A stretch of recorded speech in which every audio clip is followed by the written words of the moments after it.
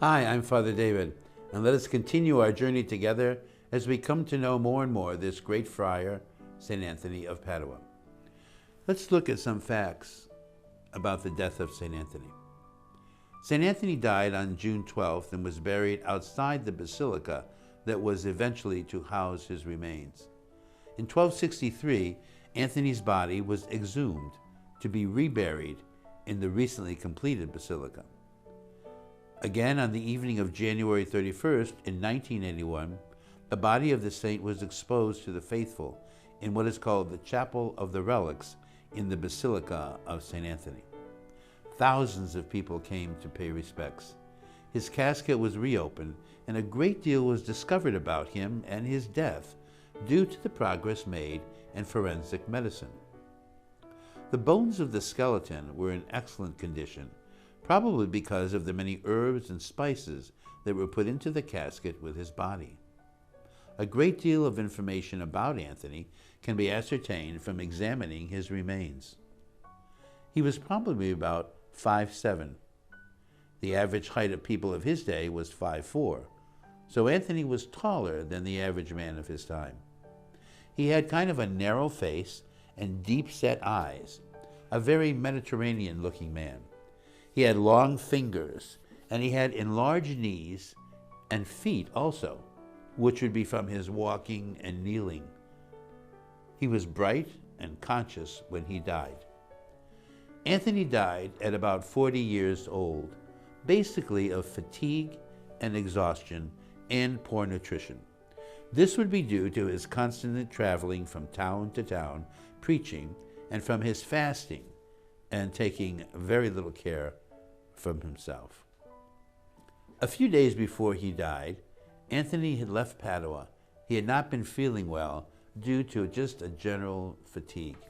He had gone to the town of Campo San Piero, where Anthony asked the friars to build him kind of a cell or a platform in a walnut tree, from which he was able to preach to the crowds who flocked to hear him. On the day of his death, he had come down from the tree to have lunch with his friars. While he was at the table, he suffered some sort of episode so that he was unable to walk, possibly a stroke. His brother friars lay him on a straw bed, and knowing that he was dying, Anthony asked to be taken to St. Mary's Friary in Padua. That is where he wanted to die. The friars laid Anthony in a cart and began the journey to Padua. But while on the journey, Anthony grew much weaker.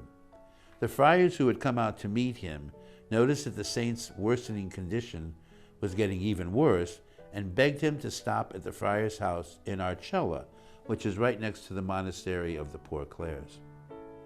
He was reminded that he would cause a great commotion if he entered Padua.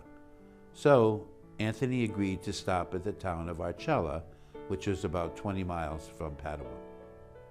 Here he made his last confession, and then he sung a hymn to the Blessed Mother called O Glorious Lady. After that, Anthony raised his eyes heavenward, and a startled look came over him that seemed to last for a while. One of the friars said, "Brother, what do you see?" And Anthony replied, "I see my Lord." Since Anthony had wished to die at St. Mary's in Padua, his body was entombed there. When Anthony's body was exhumed in 1263 to be reburied in the basilica built in his honor, his body had decomposed, except for his tongue, which was reported to be as moist and soft as it was in life. That miracle seemed to verify Anthony's golden tongue in preaching. In life, he proclaimed God's unconditional love, and in death, he showed us that God's love was made real. St. Anthony, you preach the gospel by your life and even by your death. Open our hearts to the call of Jesus Christ and help us to proclaim the gospel values as you did. Make us sensitive to the suffering of the poor, those who are ill, and those who are marginalized. As you cared for the poor and those forgotten by society, make us aware of those who go without, and in our prayer for them, Give us the will to live a gospel life as you did. Amen.